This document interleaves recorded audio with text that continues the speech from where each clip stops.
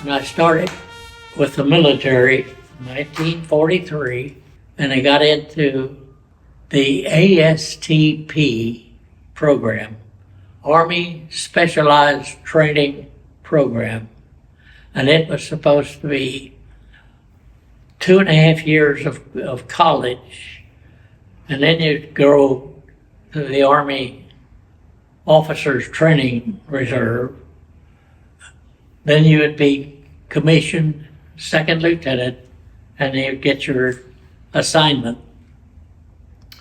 So it's about a dozen of us that signed up in 1943, transfers us out of the college program into the Air Force cadet program, Camp Walters, in Mineral Wells on the 21st of January of 1944.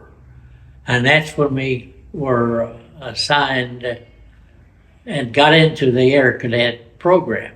And they sent me up to Buckley Field in Denver, Colorado. I got up there and they made me an instructor in small arms.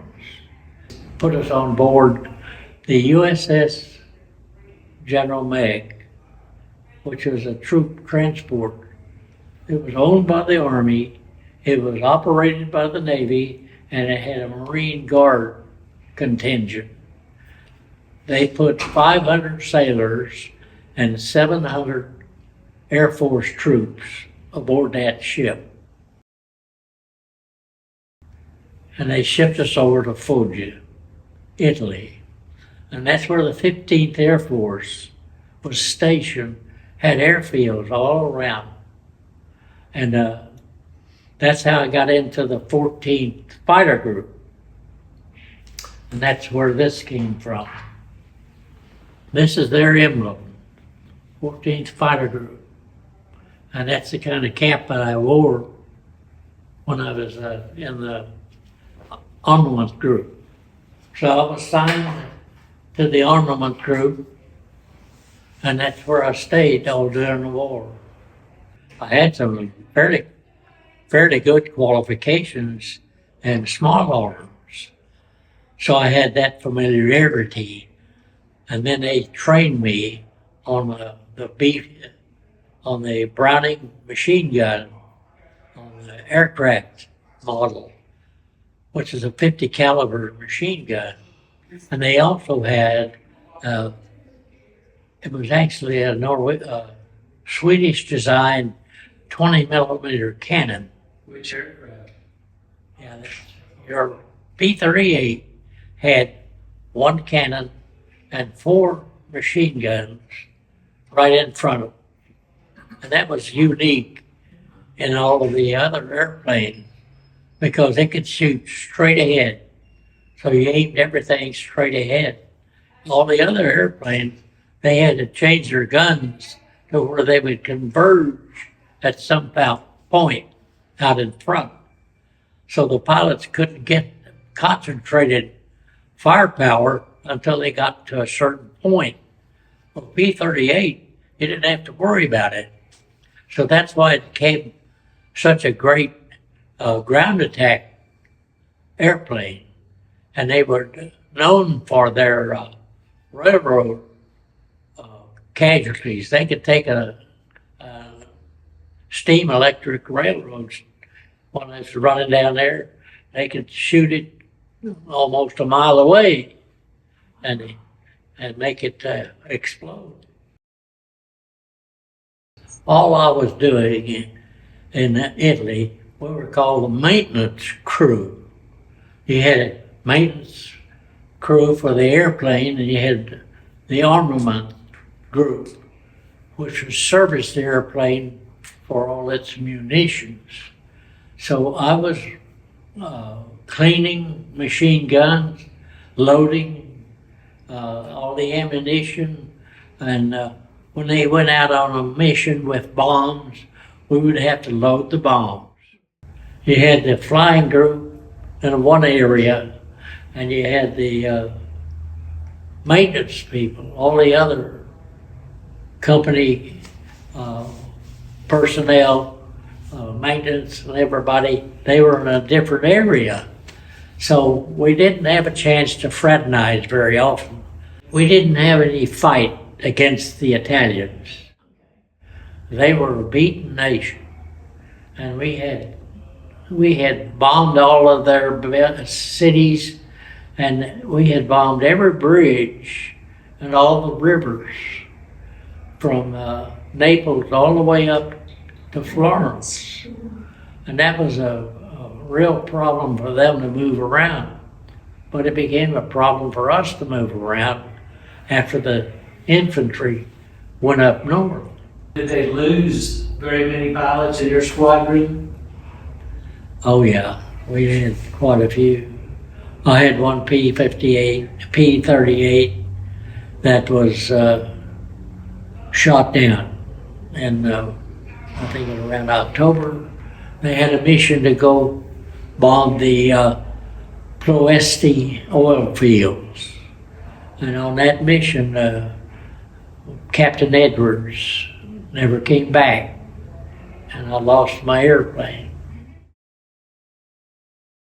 We were going around the area, and I was looking at the P-51, and then I saw some of their pilots, and that was the first time I realized all their pilots were colored. And that was, it was kind of revelation. We didn't have that, blended people. They were the only ones that were colored, and they were in that flight, that group. And Bill explained it. He said, yeah, they were doing very well. And they were recommended every time the bombers got up, they wanted the Red Tails to escort them to their mission. And they were apparently excellent flyers. After that, I had a lot of respect for all those people. This is the emblem of my fighter group. They called us forked-tailed devils. Germans didn't like to see a P-38. They were kind of overcome when our airplane people learned how to fly against them. At the first, P-38s were used to try to be as agile as the Germans, and that didn't work out. So they finally learned that if you want to attack a German formation, get above them, fly down, go through them, and then come back up to your high altitude. Don't try to engage in the dogfight. Just go through and come back up, get your altitude, get the sun behind you, and attack again. And that's the way they could manage any of the German airplanes. Anyway, we were flying pretty common missions as long as the weather let us. And it was along April, we were really flying, and that's when the 14th Fighter Group flew a mission up into southern Germany, and they went in 1 hour earlier than what they had been doing.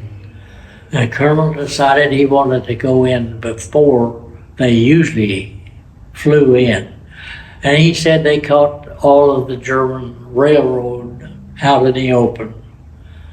They shot over 80 locomotives and other cars, and really did devastate the railroad at that time. We had the highest record of all of the airplanes in the theater, in the European theater, and that was along in April. And then everything kind of came to a halt in May, and on the 12th of May is when we were told to stand down. They had capitulated, And that was a great time. Declaration of war was over in May, and I left Italy in November. So I never got to say goodbye to any of my older group of people. Well, today, I'm 100 years old, and my full name is James Albert Cooke. Was born August 22nd, 1925. So today is an even 100. And I can't explain the why. All I can say is I'm so grateful to the Lord who allowed me to go through all this and come out alive. And I thank Him every day.